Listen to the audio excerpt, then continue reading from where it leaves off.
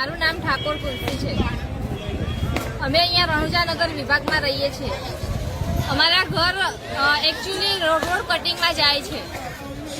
બીજી વસ્તુ કે અમને એવું પહેલા થોડા દિવસ પહેલા એવું કહેવામાં આવ્યું હતું કે તમે તમારી રીતના પાડી લો છો, અમે તમારી રીતના જ લઈ લો છો, અને અત્યારે અચાનક તોડવામાં આવી ગયું.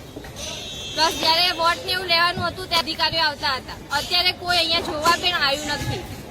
અમારા ઘરના જયારે વોટ લેવા હતા ત્યારે ચવાણું હાલના આ તે બધું લઈને બધાને બોલાવતા હતા, પૈસા આપતા હતા, દારૂ પીતા હોય ને દારૂની બાટલી આપતા હતા. અને અત્યારે એવી પરિસ્થિતિ આવી ગઈ કોઈ જોવા માટે પણ આવ્યું નથી. અને એ જ ભાજપ સરકાર. કોઈ વ્યક્તિ અહીંયા આવ્યું નથી જોવા માટે કે તમારે શું તકલીફ છે, ક્યાં છે, શું કરો છો તમે. કોઈ જાતની કોઈ વ્યવસ્થા નથી. કોઈ કોર્પોરેટર આયા? કોઈ કોર્પોરેટર આયા હતા અમદાવાદ મ્યુનિસિપલ કોર્પોરેશન માંથી? હા, અમદાવાદ આયા હતા કોર્પોરેટર વાળા, પણ એ લોકો એવું જ કઈ ગયા હતા કે તમે તમારી રીતના લેતા હોય ત્યાં સુધી અમે કઈ કરીશું નહીં. અને અત્યારે એમના જાતે જ તોડવા માંડ્યા છે. અચ્છા, તમે અહીંયા કેટલા સમયથી રહેતા હતા? અહીંયા સાસુ સસરાને 40-50 વર્ષથી રહેતા હતા. અને કેટલા ઘરના સભ્યો કેટલા છે? અમે ઘરના 13 જણા છે. 13માં બાળકો છે? હા, બાળકો છે. તો હવે શું કરવાના તમે? હવે સર કશું અત્યારે તો ડાયરેક્ટ છે એટલે કઈ ખબર નહીં શું કરીએ. સામાન બી બધો અહીંયા સામે જ મૂકેલો છે.